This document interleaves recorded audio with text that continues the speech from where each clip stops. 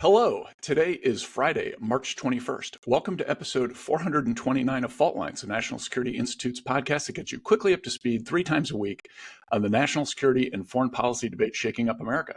I'm NSI Advisory Board member Lester Munson, and I'm joined today by NSI Senior Fellows Morgan Vigna and Andy Kaiser. It is a fun Friday, folks.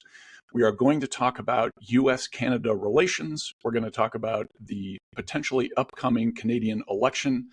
The big news is that new Canadian Prime Minister Mark Carney has floated the idea of calling an election, which could happen as soon as the end of April. In order to do this, he must ask permission of the King's representative in Canada to dissolve Parliament. Now, this is traditionally granted.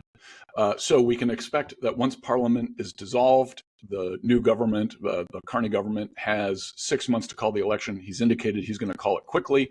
So this thing could happen at the end of April. The reason he is doing this is because the Liberal Party, to which Mark Carney belongs, is newly popular in Canada after having a rough go of it under Justin Trudeau for a couple of years. There are real issues in Canada economically. The cost of housing has skyrocketed. Other costs have gone up. The economy is not growing. So the Liberal parties had real challenges. Some of you may have noticed that in the last few weeks, President Trump of the United States has been attacking Canada. And the effect of these attacks, which are based on trade issues and some other things, although the exact reason for them is a little unclear to a lot of us who follow these things, the impact of those attacks has been to increase the popularity of the Liberal Party in Canada, somewhat counterintuitive. The challenger in Canada is a fellow named Pierre Poilievre, who's the leader of the Conservative Party. He had been relatively popular until these attacks from Trump. Poilievre is a populist and a kind of an anti-government guy, a small government guy, much like President Trump is in some ways. And Poilievre's popularity has gone down with the Trump attacks. In the last few days, President Trump has said things like, I don't support Pierre Poilievre, and I would be fine with a Liberal government, which could be some sort of political jujitsu move to actually empower Poilievre. By attacking him, he empowers him. That's where we are, folks. It's a fun Friday. There's a lot of things to talk about. Morgan, one of the things that occurs to me here is that this is kind of the first international political test of the very special brand of diplomacy that President Trump is practicing. How do you think this is going to play out in the election next month, perhaps next month, in our neighbor to the north? You know, Les, I'm not going to pretend to know the inner workings of Trump's, diplomatic or political jujitsu here with Poilievre, but I will say that this election for the Canadians is clearly going to be all about the tariffs. I think Mark Carney in particular, while he is a banker and they're not known to be, super colorful. I think he is, an interesting politician. He's never held elective office, but he's really come out swinging against the Trump administration. He said, something along the lines of, America is not Canada and Canada will never be America in any way, shape, or form. And he's been very ardent and very combative. I think to many, in his own sort of Canadian way, I should note. At the same time, though, he really needs to shore up the Liberal base here. I mean, so far his poll numbers have been Canadians aren't too enthused about him. He's not really a guy that generates a lot of momentum, but at the same time, we do see those really declining in the polls, and we see they enjoyed about a 20-point lead before the elections were called. And so I think this is going to be a really interesting case for Canadians. As you noted, prices have skyrocketed under the Liberal Party. Housing, healthcare, it's a real issue for them, and I think Liberals have been facing a lot of blowback from that. However, with the tariff war that Trump started, I think that really does give the Liberals something to fight for.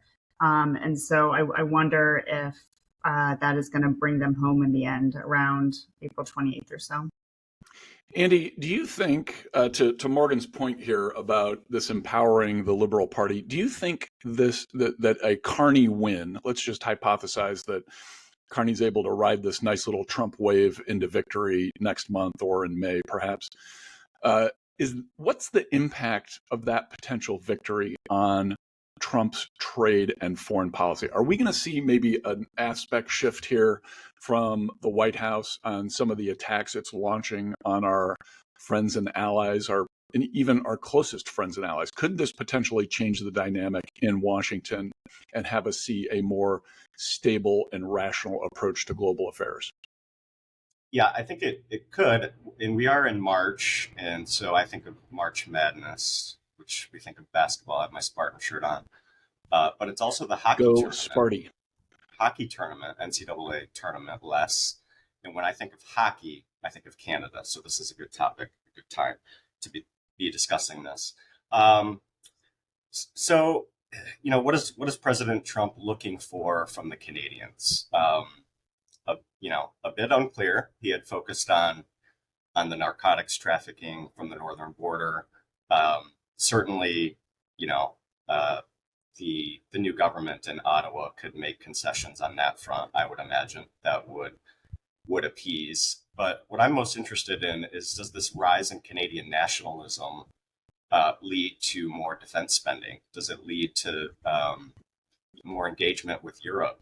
Is the end result, of which probably none of us on this podcast would have laid out as a strategy, does this kind of clumsy approach end up with a result that we all would be looking for, which is a stronger Canadian military, a stronger Canadian intelligence service, a more integrated Canadian defense structure with our European allies as they look to bolster their own defenses, as President Trump and particularly Vice President J.D. Vance hedge on Ukraine?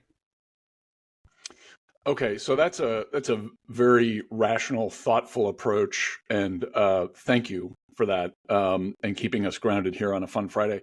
I have to say, this whole thing reminds me of The Great White North, which is a wonderful comedy routine from about 40 years ago. And so for our older listeners and viewers, you'll remember the game of Beer Hunter, in which one can of beer in the six-pack is shaken up, and then the guys in the show would have to open the beer near their head and one of them would explode. And I kind of wonder if we're playing a bit of a game of Beer Hunter here with our Canadian friends, and sometimes the effect of what we're doing is not exactly what we anticipated. So this will be an interesting test for the administration, and maybe things could shift in Washington a little sooner than we thought. Okay, that's a wrap. Thanks so much to Kelly Crowley, Claude Jennings, and the NSI staff for their help in producing today's special episode. Join us on Monday, March 24, for another episode of Fault Lines, the National Security Institute's podcast that gets you smart fast on the national security and foreign policy debate shaking up America. We're now on YouTube. Check out our channel for a video of today's episode. If you like what you heard or saw, please be sure to rate, review, and subscribe.